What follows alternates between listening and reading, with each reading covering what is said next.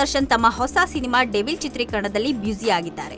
ಈ ಚಿತ್ರದ ಹಾಡಿನ ಶೂಟಿಂಗ್ ಆಗಿ ಮುಂದಿನ ತಿಂಗಳು ವಿದೇಶಕ್ಕೆ ತೆರಳಬೇಕಾಗಿದೆ. ಹಾಗಾಗಿ ಜೂನ್ 1ರಿಂದ 25ರವರೆಗೆ ದುಬೈ ಮತ್ತು ಯುರೋಪ್ಗೆ ಪ್ರಯಾಣಿಸಲು ಅನುಮತಿಯನ್ನ ಕೋರಿ ನ್ಯಾಯಾಲಯದಲ್ಲಿ ಅರ್ಜಿ ಸಲ್ಲಿಸಿದ್ದಾರೆ. ಮೊದಲು ದೇಶದ ಒಳಗಡೆ ಪ್ರಯಾಣಿಸಲು ಅನುಮತಿಯನ್ನ ಪಡೆದಿದ್ರು.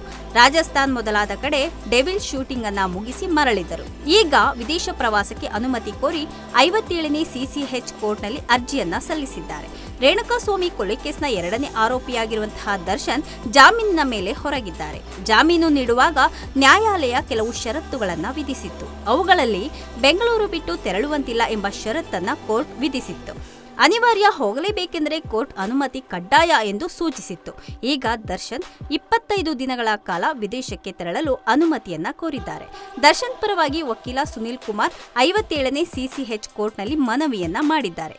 ವಿದೇಶಗಳಲ್ಲಿ ಶೂಟಿಂಗ್ ಮಾಡುವ ಅಗತ್ಯವಿದೆ ಎಂದು ನಿರ್ಮಾಪಕರ ಕಡೆಯಿಂದ ಮನವಿ ಕೂಡ ಬಂದಿದೆ. ಸಿಆರ್ಪಿಸಿ ಸೆಕ್ಷನ್ 439(1)(b) ಅಡಿಯಲ್ಲಿ ಅರ್ಜಿ ಸಲ್ಲಿಕೆ ಮಾಡಿದ್ದಾರೆ. ಈ ಅರ್ಜಿ ವಿಚಾರಣೆ ಇಂದು ನಡೆಯಲಿದೆ. ನ್ಯಾಯಾಲಯ ಯಾವ ರೀತಿಯ ನಿರ್ಧಾರ ತೆಗೆದುಕೊಳ್ಳುತ್ತದೆ ಎಂಬುದನ್ನು ಕಾದು ನೋಡಬೇಕಿದೆ.